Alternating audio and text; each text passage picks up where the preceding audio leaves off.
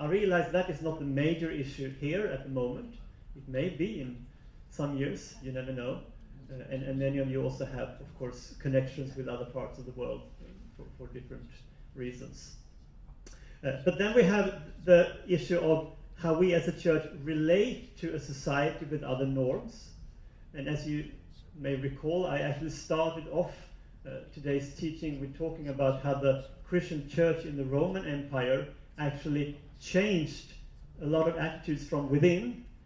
So the church had another view of the equality between the sexes, not least.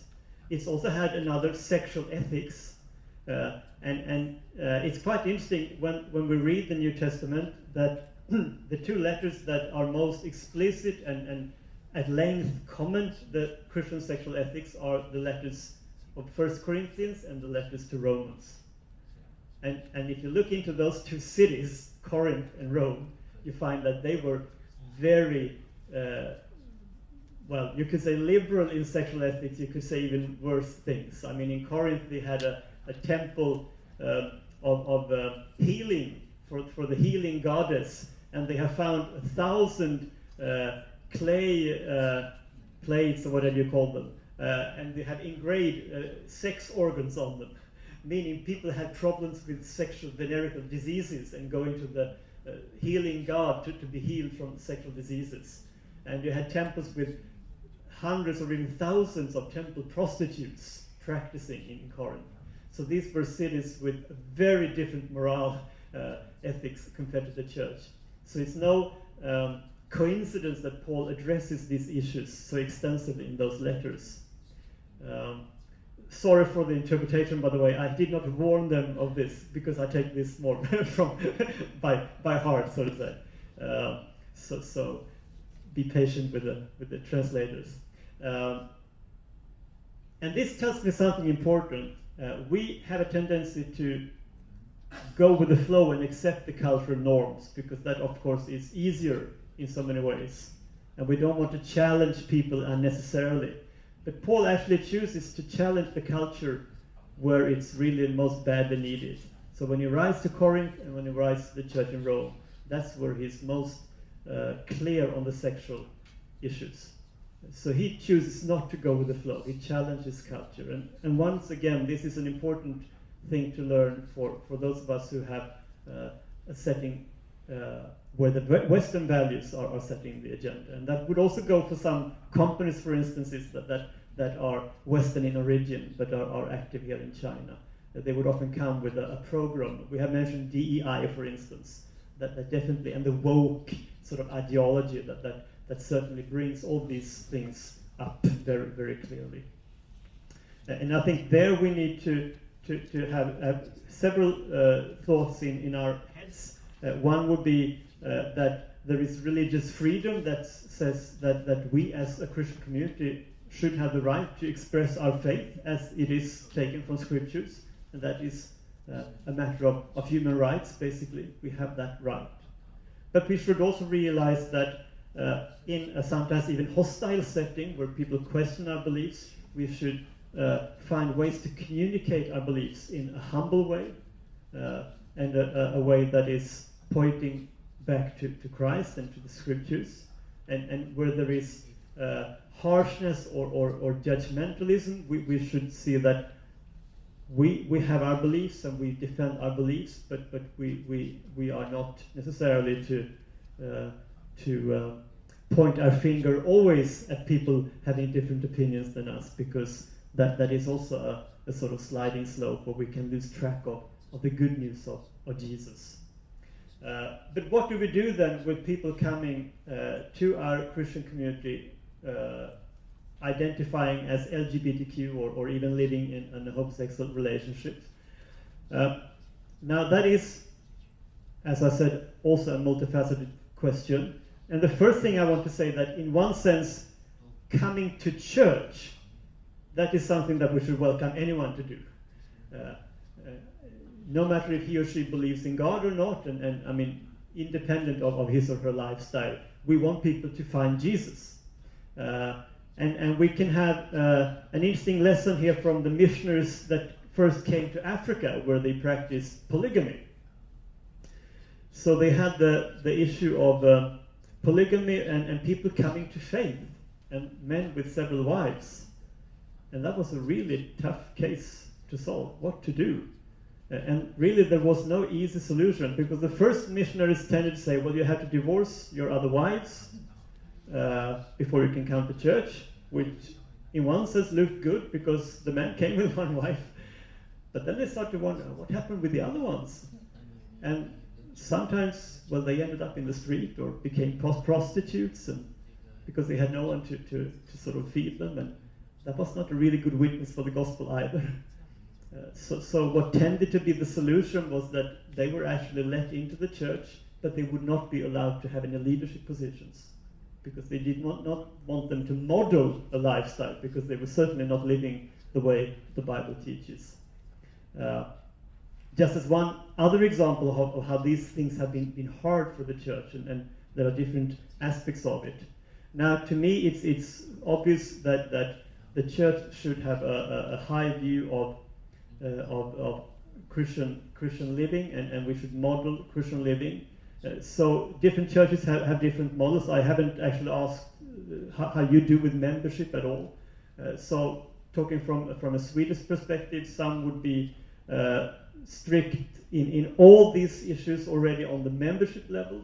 Others would say that they are more strict when it comes to leadership level. I think most would agree that simply coming to church, anyone should be welcome. But I think we are all on a journey here where we want to model Christ-likeness, and I think we should also be bold here to say that the Christian message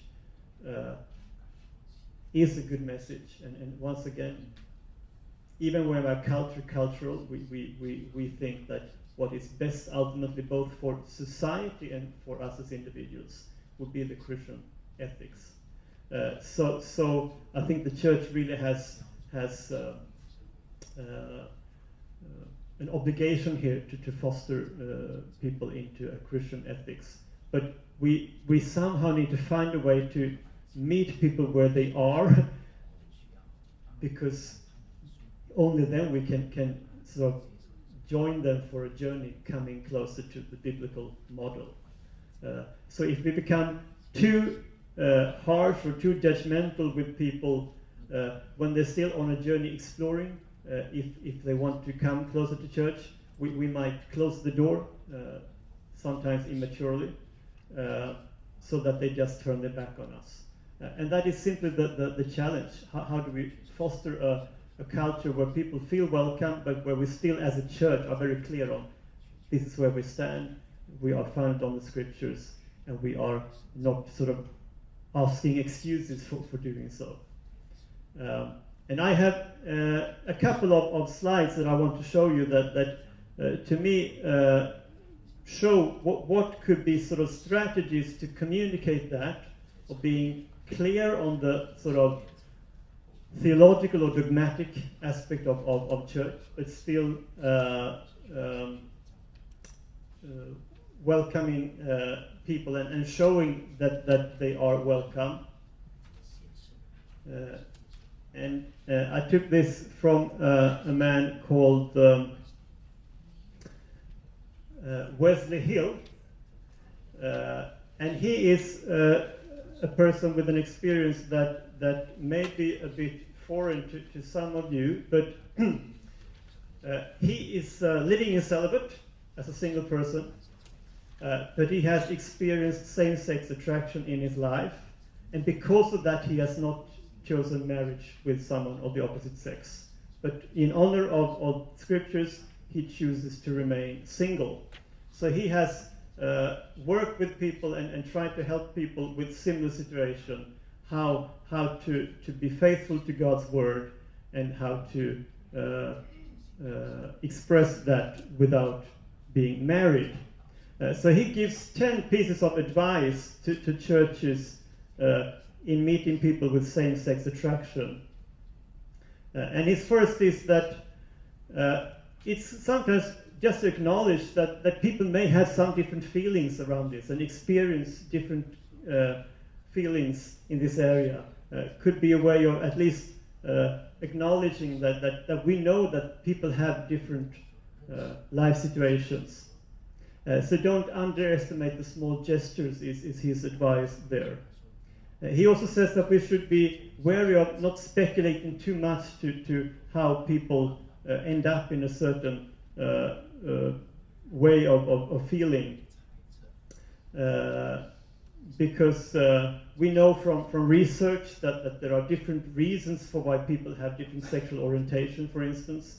We know that when it comes to homosexual people, there is a larger number who have experienced some kind of sexual assault and trauma of that kind.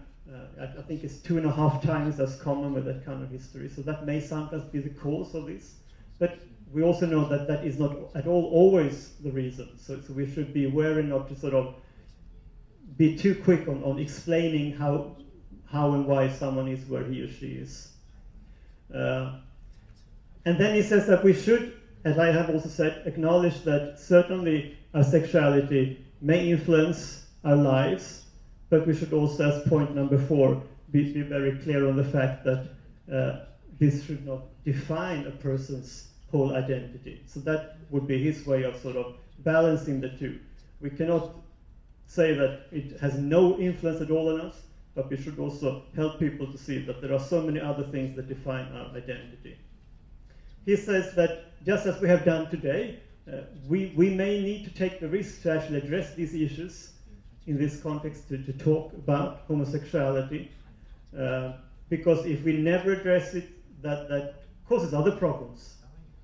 So once again, I want to really honor this church for daring to take this kind of topic, although it is a tough one. But we should also, when we discuss this,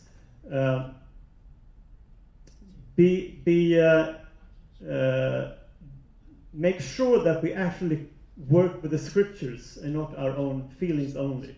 Because we can, of course, have strong feelings around these things. And for most heterosexuals, for instance, different sexual identities would be very foreign, and you would feel that this is just odd. And you are in your full right to believe that, but that is not very convincing to someone who doesn't agree with that feeling. So we need to sort of go back to scriptures and say, well, this is, after all, our authority. This is where we get our values from, and make this a discussion about scriptures rather than our personal feelings.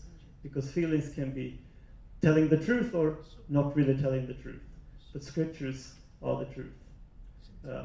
We should realize that although we do stick to the biblical principles in this matter, we should realize, and especially this is also written in a Western context, that in a culture that is very much fixated on sexual issues all the time, of course it is a challenge to hear a message of in one way, repressing some of your sexual needs or longings.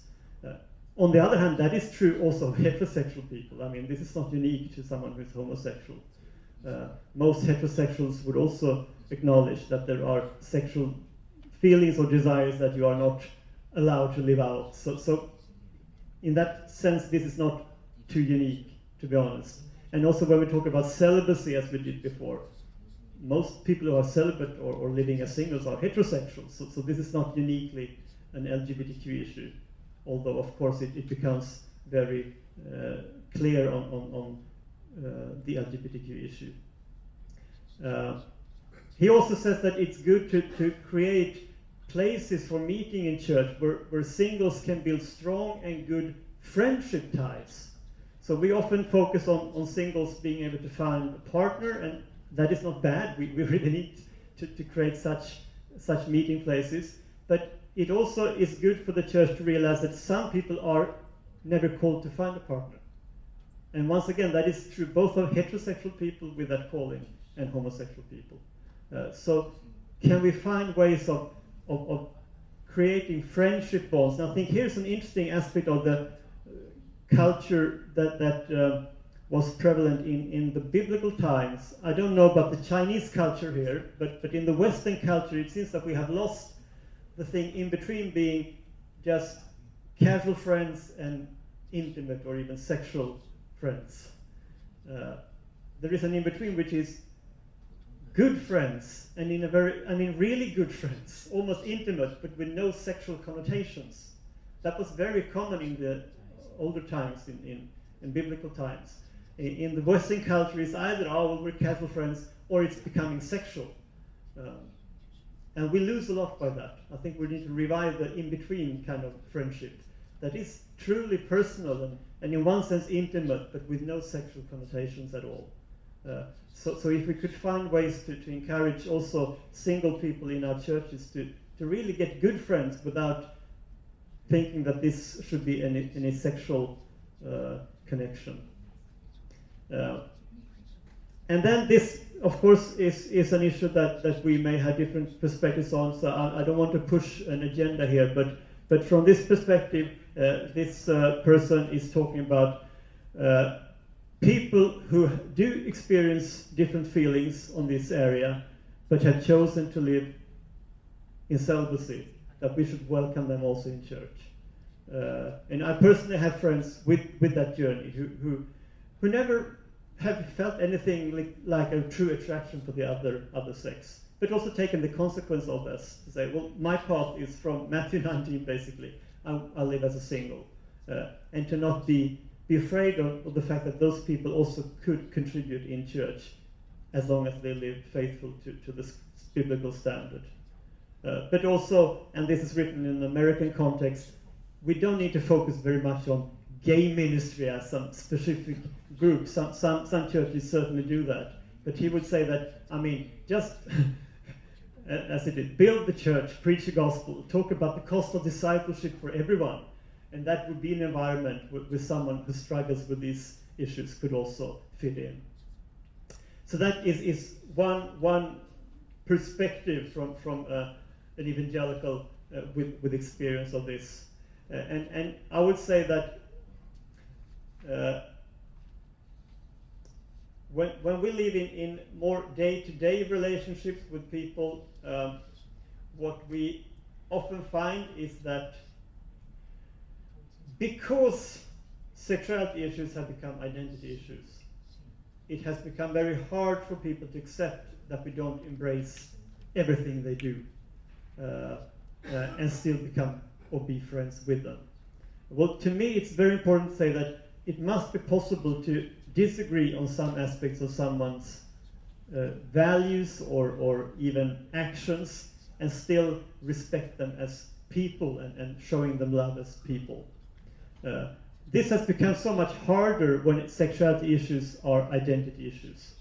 Because when they are identity issues, if I say that, well, I do respect you, but I think what you're doing is wrong, that person is quite likely to hear, I don't like you, or even I hate you, even though I may not at all have said that. We often say in church, or at least used to say in church, that God loves the sinner, although he does not love sin. And that is an attitude that is very much questioned these days. People say that, well, you can't have either or, you must have both and. You either love me and what I do, or you don't love me. And we somehow need to just counter that and say that is, we don't play by those rules. We must differentiate between the person and the way he or she lives. So I think that is the real test in our more personal relationships. But we sometimes also may need to challenge back the person who we have maybe as a colleague who is an LGBTQ person or whatever, and say that, well, it goes both ways. You also need to find a way to respect me for who I am. And I am a Christian, and I have the Bible as my foundation. And if you're are generous enough to accept me as who I am, I can be generous enough to accept you who you are. But that does not mean that I can endorse everything you do, and you don't have to endorse everything I do, but I live by my standards and I take responsibility for that. In some way, agree to disagree. And that is hard, and some will not be sort of, some would not accept those terms and say that if that's the case, then I just go. And sometimes you can't avoid that. But the same, of course, will be true of someone in your family. I mean, if your child comes out as gay or lesbian, it's still your child and you're still called to love that person, but you will not be able to endorse all the choices that he or she makes. And that is true of other areas too, obviously. But I think we really need to model some way of respecting and loving people, and also have a language for the fact that we can do that without endorsing everything they do. So I also had a final slide that to me has been a sort of strategy of how we can tackle this with three different circles with 3 words in them. Let's see if you can find it on the PowerPoint. It's the words adultery, suffering, and self-denial. Those are heavy words. And we don't necessarily... do you find it? Rory, do you find with the 3 circles? Oh, then it's made... Could it be at the end of the other PowerPoint? I switched PowerPoints because I made some quick decisions here during the break. But maybe, do you have it in your original notes? The final slide on your original notes. Yeah, here. So fornication, suffering, and self-denials. These are not the favorite topics for most preachers. Most preachers would not necessarily love to speak on adultery. And suffering, of course, is a very different topic, but that is also a tough one. Self-denial is a tough one. But I think these words actually hold an important key for how we as a church could communicate in a good way also around the issue of homosexuality. Because with an orthodox view of sexuality, which I also endorse, as you know, we would maybe put homosexuality here. We could say that it's fornication, looking at scriptures. Yes, it's part of that package. And we could say to an individual that there is a suffering to following the narrow path of Jesus, and that would, in some cases, for instance, involve being a celibate in a way that you may not have chosen otherwise. And there is also self-denial here, taking your cross in a very specific way. And many churches in the West say that, oh, this is too tough, we can't expect this from anyone. So they become more liberal in this teaching and say, oh, it doesn't really matter. You can do whatever you like. I would propose another strategy, and that is to be a bit more bold in this area and actually talk about these things, but not just targeted as people with same-sex attraction, but actually to all of us. Because we are all called to live in a godly way with our sexuality. So the issue of fornication and adultery is an issue that we all need to be challenged by. So let's be honest there and not just point out homosexual sin, but also talk about heterosexual sin, which is obviously equally bad according to Scripture.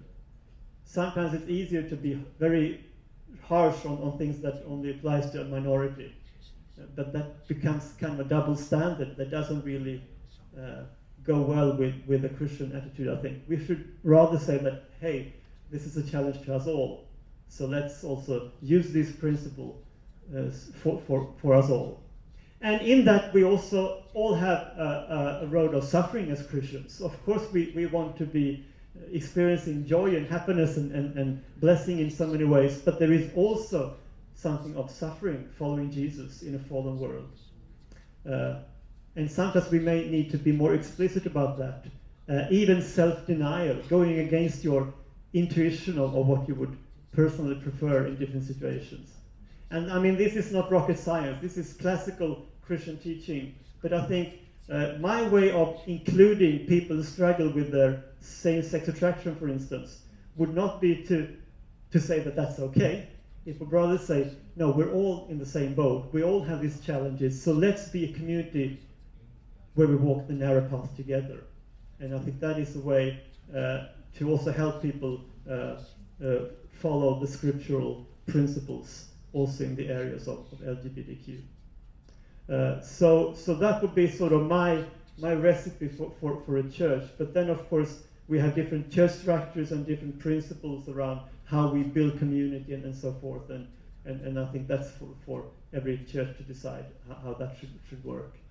But when I have sort of thought about this and discussed this, I think these both the list from Wesley Hill gives at least some pieces of advice that may be useful. And also I think this picture puts things in the right perspective. It's quite interesting when you read, for instance, the text that we read from 1 Corinthians 6, and I will actually return to that briefly tomorrow in the church service. Paul actually writes that we should not deceive ourselves. Don't be fooled, depending on translation. So even in those days, there was a tendency among Christians to say, oh, this maybe is not so important after all. And Paul says, well, actually it is important. So this is something that we are obliged to abide to as Christians. But of course, we have this day also because this is a complex issue. There are so many different dimensions. We will not always succeed, even if we do our best, and even if we are loving, truly loving, there will be some people who say, these terms are too tough. I cannot even be part of a community that draws these lines. And maybe that's unavoidable. But at least we should do our best to be warm and welcome in our attitude while still standing for our principles. That's about how I would frame it. I don't know if you want to add something as a pastor in the church, but that's. And of course, if there are comments, these are so big issues, but we did land on the very practical level.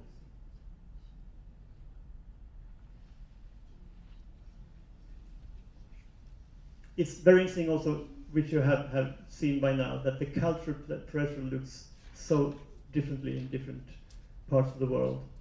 But I think, especially with the young generation, the trends that we have explored today will be more and more influential, and that actually goes for the whole global church.